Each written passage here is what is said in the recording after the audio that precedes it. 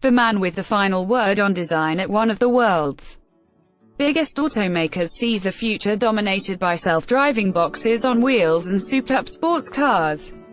For Simon Humphries, who as of this year oversees design globally across Toyota Motor Corp's namesake and luxury Lexus brands, mobility will follow two divergent paths.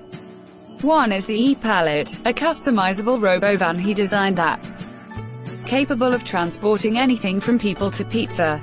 The other is the uncompromising car of your dreams that you'll be able to buy precisely because the modular vehicle takes care of your more mundane mobility needs. Hired by the Japanese automaker as a designer in 1994, the 50-year-old Briton also did a brief stint at Sony Corp, a company he remembers fondly, if nostalgically. He spoke with reporters at Toyota's Nagoya office on Thursday after an annual roundtable event to introduce new executives. How do you see cars and car design evolving? Simon Humphries' design has a responsibility to go beyond just styling and present a viable story for the future. Toyota said it's going to be a mobility provider, and that doesn't necessarily mean four wheels. The boundaries between car makers, train makers, bicycle makers, and whatever else are going to change. You need to go into it with an open mind.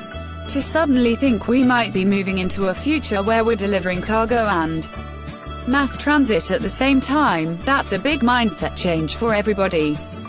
Does that raise the danger that mobility becomes commoditized?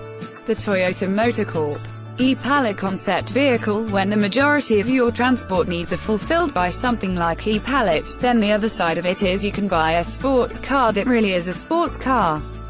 A lot of the people who really like cars are worried about the future, but I see it the other way round. At the moment, the way we conceptualize cars is all based around an average. In other words, we buy a car that can do everything.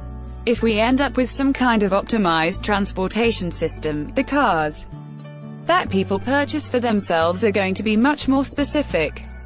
There will be an emotional solution and a practical solution. So maybe the story is that the middle ground is increasingly going to disappear. What happens to mass-market mainstays like the Camry? What is the essence of a Camry? It's the ultimate family car. The concept of the family is changing. In the future, the iteration of the family car could be something quite different. We have to start thinking about that now.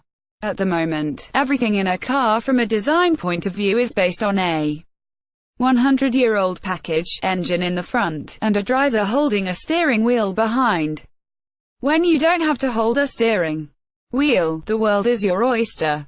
You can change. When will this vision of the future arrive? I honestly don't know, but what I will say is everything is starting to happen more quickly than people expected 2 or 3 years ago. When the tipping point seems to have occurred, it really starts to speed things up. I would say we've passed the tipping point, and now it's a race. Who are your role models in terms of design? The type of design I always admired was Sony. In the late 80s and early 90s. I think they had fantastic design in those days. They were completely focused on what they thought was best. The other one is Apple. They appear to have this unreachable goal that they're always going to chase. When you have a company like that, you have to admire their work and their commitment. I'm not going to quote cars, because I'll put my foot